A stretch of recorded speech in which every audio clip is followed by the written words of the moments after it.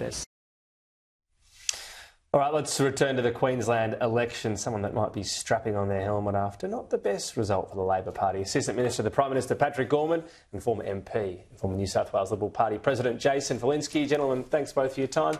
Pat, what are you sort of musing over as we sift through the entrails? Is it shovel endless money out the door, just bribe voters, and it might mean they don't dislike us too much? Because that was some serious cash spent by Stephen Miles. Was it all worth it? Well, firstly, Tom, when you talk about wearing helmets, I'd encourage anyone in Sydney, where they're now rolling out those e-scooters, to make sure you're wearing a helmet. Helmets never miss a message, do you? Helmets are really important. I ride my bike a lot. Always wear the helmet. It's very important. I don't think there was a lot of surprise that after 3 terms, getting a 4th term for the Queensland Labor government was going to be a very tough ask. Obviously, with a result like this, where there are some lessons, both encouraging lessons in terms of, I think, there were projections that the results could have been a lot worse. So there's lessons to be learnt. But there's lessons where Labor has been able to hold on to some really hard to hold seats and really preserve a very strong shadow cabinet and team. I mean, I think that's been a really... So the lesson is don't stay in government too long, because then you lose. You always want to win every election you contest, Tom. But also, don't give up. I think one of the things that really impressed me about Stephen Miles and his team was that they didn't give up. There were people who wanted them to tap them out, 2 or 3 months out. They said, no, we've got a job to do. We've got to go out there and fight for every vote. And they did that. And I think, there's also a lesson, I think, in terms of hubris. The Greens were very overconfident, telling people they're going to win 7 seats. Every time you saw them out in the media, they were claiming they were going to win another seat. It turns out that actually all right, that wasn't the result that they got. I'll get to them in a moment. Okay. I don't want Jason to go too cold there as he's listening in to us. Cause don't let Jason get chilly. He thinks I've forgotten about him. Jason, what about you watching on from afar? There has been talk within the LNP and people after this campaign around the fact that debate over abortion was allowed to be an issue effectively by the LNP. Is this something federally the coalition need to sort out right now? Because there have been Nationals MPs saying that they believe there needs to be a debate over abortion access, even from a federal government point of view. Look, Tom, Saturday night was a great result. I mean, almost as good as an Alan Joyce upgrade, if you can get one. But the fact is that, abortion and discussions around abortion did hurt us. And I think the key message out of Queensland is David Crisafulli stuck to issues of values, and Stephen Miles wanted to get involved in debates around culture wars. And every time we step into those wars, we lose votes. We are far better off focusing on economic issues, issues of values, and pointing out that Stephen Miles treated the campaign like a going out of business sale. I mean, free lunches, free this, free everything, and voters were awake to that. So do Peter Dutton and David Littleproud need to sort that issue out now then? Well, I think they have. I mean, Susan Lee, Jane Hume, Peter Dutton, David Littleproud have all made the obvious point, which is that abortions or laws regarding abortions are state-based laws. They're not federal or Commonwealth laws.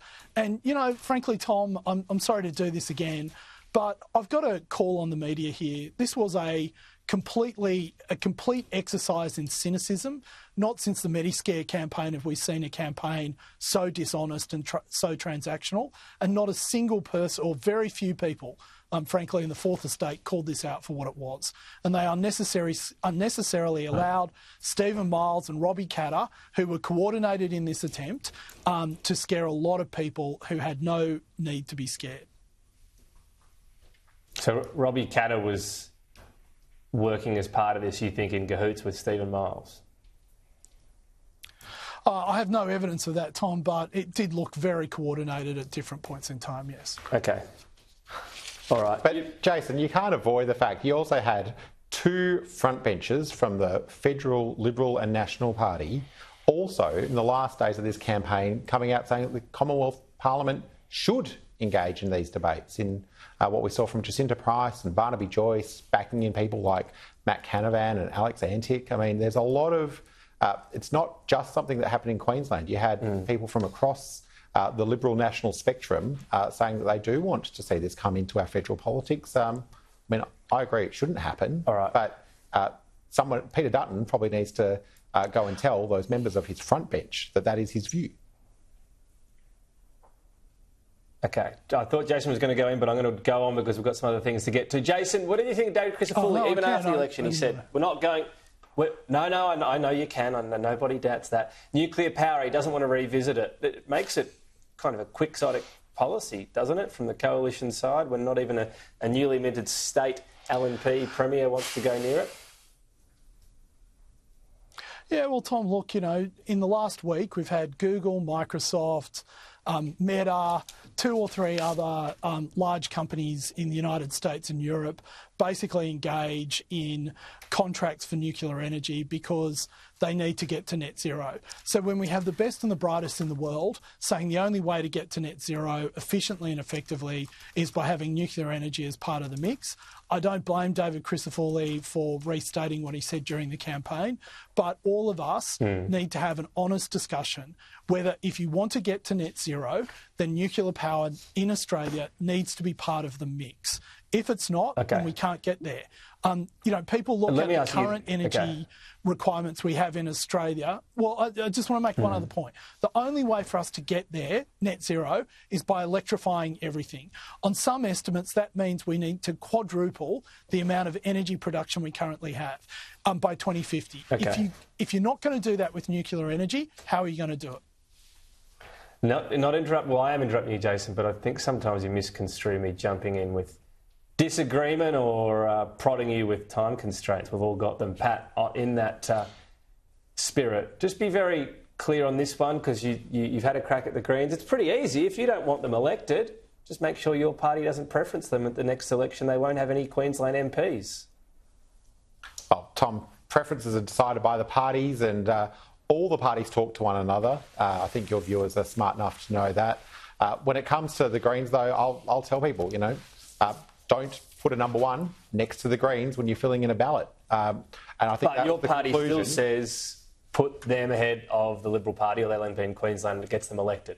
That's what happens. Yeah, it's I think if you look at what happened in Queensland, we took a seat off the Greens, and a seat the Greens only had in South Brisbane. The only reason they had it was because the Liberal National Party had put them there. But a decade, Tom, we've had this. You know, Tony Abbott started it. Yes, but right with now, Adam Bandt, you know, they gave us Adam Bandt. And then the reason you might take it off them, I'll just say that I haven't officially called that today, so be careful. Tom, you can say that on other networks, but not on here, Patrick. But the only reason you are probably going to take that seat is because the LNP preferences you ahead of the Greens. As they should. But why don't you do the opposite? And we shouldn't. Why don't you do the same and for we them? shouldn't. Look, what we know of the Liberal National Party is sometimes, you know, you can't have rational discussions. They've already gone and stitched up a deal with One Nation. We've seen that a couple of elections in a row. So, Jason, you're saying that the LNP or the Liberal Party should stop playing nice and help the Greens get elected over Labor?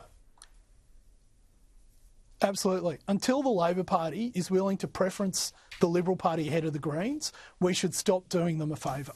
What Labor has been able to do for 2-3 decades is play this smart aleck game of telling people, of allowing the Liberal Party to point out all the faults with the Greens while they sit there and collect their preferences and get themselves re-elected. It is time, and I know that, Pat. So, Jason, let me ask you this, Jason. Let me ask you this. Do you think Peter Dutton should stop voting with the Greens in Parliament? Because we see that on Help to Buy. We've seen it on so many things. Do you think that it's maybe time... Little bit preferences. Look, but do you think it's time for, you know, Peter Dutton to finally also make a stand and stop voting with him in Parliament? All right, I'm going to... I feel like I'm at sort of estimates and I'm shielding my minister here, but look, we've got one more thing to get onto. So, Jason, you can tell Pat offline in our WhatsApp group what you think about that. Very quickly, Qantas, Patrick Gorman, a direct line. The PM was able to sort out some personal upgrades with the then CEO, Alan Joyce. What do you think voters make of that? I think what voters have heard from the Prime Minister that when he was Transport Minister, he spoke to the CEO of Virgin, Qantas, as you'd expect him to do. In terms of the upgrades that a range of members of Parliament receive, including the Leader of the Opposition, Bridget McKenzie, the Shadow Transport spokesperson, these all must be declared. in the appropriate way. But they and the can only get reason them we're if talking available. about this, PM seemingly, the reason we're talking about the PM seemingly was able to guarantee them. Jason, was losing access to the Chairman's Lounge the biggest blow in your personal life? No, Tom, it wasn't. But thank you for your care and concern, though. I guess every Australian wishes they had access to the CEO of Qantas to get upgrades. And Pat, if you're saying Bridget McKenzie took upgrades, then she shouldn't have. What we have here is a classic example of policy capture by producers, and the only result of that is should all the MPs consumers just get hurt. We saw that. Refuse the Chairman's Lounge, Jason? Would that be a simpler policy? No, Tom, I don't think that's right, because I don't think that there is anyone that I know of, at least, who would have their vote influenced by the fact that they have access to the Chairman's Lounge. It's not that fantastic. You take it if you can get it, but it's not something that you can have your vote sold over. But taking upgrades when you're the minister relevant for the regulation of that particular company or sector, that's something you should not do. Right. And if Bridget's done that, frankly, either as shadow either. Well, I think what we've had, basically, at least half the MPs I've seen have had upgrades. You get eligible for them, or you certainly get them the short line once you have the Chairman's Lounge access. Anyway, Patrick, Jason, thank you. Talk soon. Thanks, Tom. When we come back, what voters in